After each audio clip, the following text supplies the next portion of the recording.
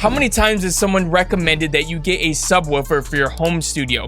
Personally, that's never happened. We know there's subwoofers in most professional studios, and we know that professional mixing and mastering engineers will use them in their process. So in this video, I want to answer one big question. Will using a subwoofer help you hear and make better decisions while you're mixing your low end? Or is it completely unnecessary for a home studio? But who am I to talk about this? I'm Fearless Beatz, and I've helped hundreds of thousands to millions of producers get better at mixing, mastering, and making beats in Ableton. I've made beats on literally everything from laptop speakers to Beats pills and studio monitors, and up until this point, I've never used a subwoofer.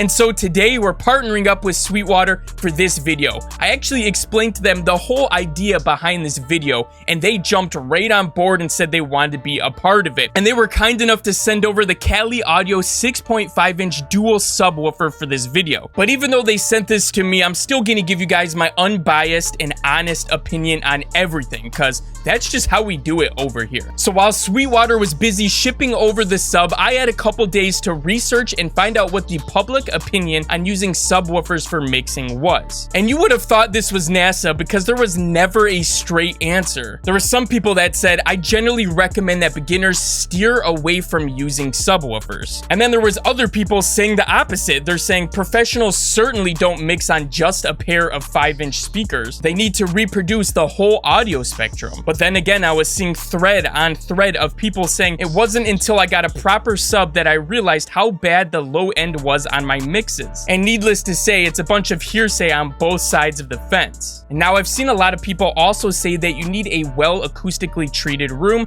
otherwise it's gonna mess up the harmonics. And another common thing that I've been seeing a lot of people say is that maybe you shouldn't use them to do precise mixing and detailing on your bass and 808s, but using them as a reference after the facts to get your final little adjustments is a game changer. In fact, this Kali Audio subwoofer can hit at -10 dB at 27 Hertz, which smaller studio monitors just cannot represent at all. But instead of relying 100% on random Reddit commenters to dictate whether or not I think you need a subwoofer in your studio, I decided to also ask a few friends that I know have a subwoofer and have been using them for a while. Man, bro, like, I don't really mix, but like the times I've been at like the studio called Patchwork in Atlanta, there's a dude named Leslie Braithwaite, and like he mixes for everybody. He's done mixes for Jeezy. He does all the, you know, everybody 2 Chainz, and he always has a subwoofer on, bro. That shit just sounds better. You can feel that. And you can hear it. You can hear that knock. You can hear like you can hear the side chain and the kick and the 808. You know what I'm saying? If you mixing, it's better. It gives you a better grasp on where that low end's at. I know when they mix them, they'll mix it like low first, but then they turn it up and they do the check with the subwoofer. It gives you that edge. You know what I'm saying? Because you can really feel that knock. So yeah, I couldn't have explained it better myself. And like he said, he's been at the studio with Leslie Braithwaite before, and he keeps it on while he's mixing and getting those subs to hit. Having that extra bit of feeling so you can feel it on your chest really just gives you a new perspective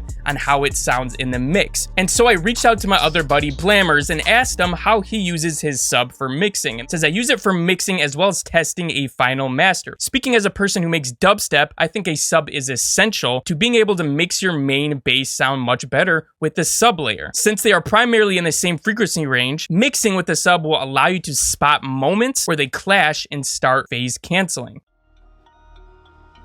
Well, that was enough opinions to make a grown man cry. So let's get away from this now and actually plug this bad boy in and start testing it so I can give you guys my feedback and experience. And I want to be completely transparent with you guys. I didn't just pick a random sub at will. I went with the Kali Audio's WS-6.2 Dual 6.5-inch subwoofer for a few very important reasons. First off, I already have a set of Kali monitors and they sound absolutely amazing. So I couldn't imagine picking out another brand. I used to have a pair of KRK Rokit 5s, and once I upgraded to these IN8s, it's like I could actually hear what was happening in the mix. These IN8s do have a third mid-range speaker as well, instead of just the tweeter and sub that you get in most consumer-grade studio monitors, and that does give me a way better mid-range response. Now, Kali does also offer the LP6s, which just have the sub and the tweeter, kind of like the KRKs, so if you're looking for new monitors, I would recommend those a million million times over the KRKs. Second, the price was just too good to believe, because at that $500 price point, your other options were just one sub at either 10 or 12 inches. And let's also keep in mind that I'm not trying to have a full-blown festival at my house, okay?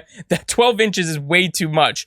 Pause. The last major thing is that this Kali subwoofer just wipes the competition, and that's in terms of distortion, dynamic range, and maximum output. It's the clear winner in that price bracket, and shout out to Aaron's Audio Corner, who broke down everything super well. I'm gonna leave a link to his video in the description below if you want to check out all the specifics. I also want to say that I love the design of this box for two main reasons. First, the speakers are sitting vertically, so they cancel out each other's vibration, meaning that this box is not going to move or vibrate at all. And the whole box is fairly small. It's pretty much the same exact size as one of these Kali monitors I have. And let's quickly talk about setup, because this thing could not be easier to set up. All you have to do is route two cables, the left and right, to your audio interface, and you have the PCA or XLR. And there are three crossover settings to choose from. You have the 80 Hz, which is the one that I'm using, and this pairs with your monitors and only plays frequencies from 80 Hz and below, and lets your monitors cover the rest. All you got to do is put this thing under your desk, or at least in the middle of where your speakers meet. And there's also the LFE setting for larger systems, or the external crossover setting to be handled externally. You also have a polarity reverse switch, and I just realized there's a spot for a foot switch as well, which would be super handy in mixing. But when I first turned this thing on, holy, this baby was ringing crazy loud. And so I had to turn this thing down what seemed like it was almost all the way off. But once I had everything set up and ready to go, it was time to try this bad boy out. I started listening to some of my recent mixes, and oh boy, was that hilarious. There were at least 2 or 3 beats where I could immediately say that the bass was way too overpowered, and what the heck was I thinking? But then there were a couple others that I was like, man, I did a really good job with this bass. I mixed it perfectly and doesn't need any tweaks. And when I started listening to some popular songs on these, I could tell that the bass was very, very controlled, and that it wasn't drowning out the mix overall, and it wasn't too present in the mix. It just carved out its own space. That's the best way that I can describe it by hearing it, but that's exactly what it felt and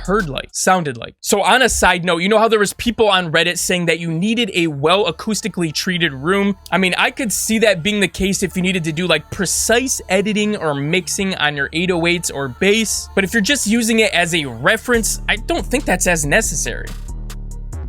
My room, however, is minimally treated. I have 6 acoustic panels all lined on the back of my wall here, and it's really not that bad in here. It's not that great either. By the way, you can get 6 good acoustic panels like this for like $400 to $500 if you're interested. And with the treatment in my room, I feel like it's pretty good. Another huge takeaway that I noticed is I could really hear and feel the shape of my 808s. I'm talking about the attack, sustain, decay, and release. Sometimes you're gonna want your 808s to be a little bit shorter and fizzle out, and there's gonna be other times where you're gonna want the 808 to just play pretty much the whole entire time. Well, I could definitely hear and get a better grasp over the shape of the 808 in these different mixes. And in my own beats, I could easily determine whether or not I needed to shorten up the 808 to fit better or not. So that was pretty cool. I also ended up matching my 808s to some reference mixes of different popular songs that I like, and I felt like it was really easy to get them to feel accurate. But if we talk about my thoughts on using this thing as a reference versus using this thing while you're just mixing overall, I honestly think it's better in both cases. I tried mixing with and without using the subwoofer, and I was able to get very similar results. And I do want to mention that I've been keeping this thing at a very, very low volume. I have it just loud enough where I can feel the extra rumble and the extra feeling from the bass, but I'm not keeping it so loud that I can tell that it's a separate component. I think that would be the best way to use this thing. So I took all of my experiences and findings and I boiled it down to a simple pros and cons list.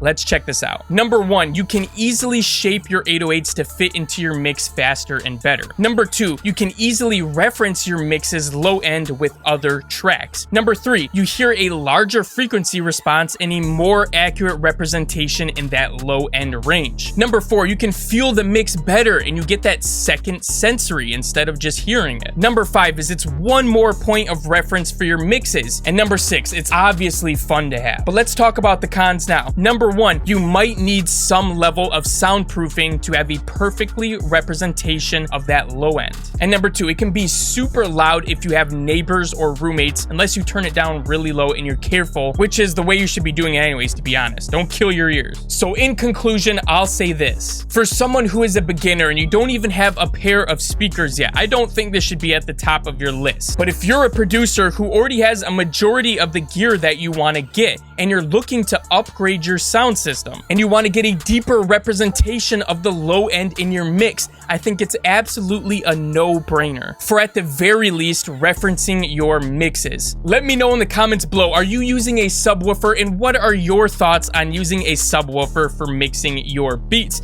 And if you're interested in the best audio interface for music producers, you're gonna want to check out this video next.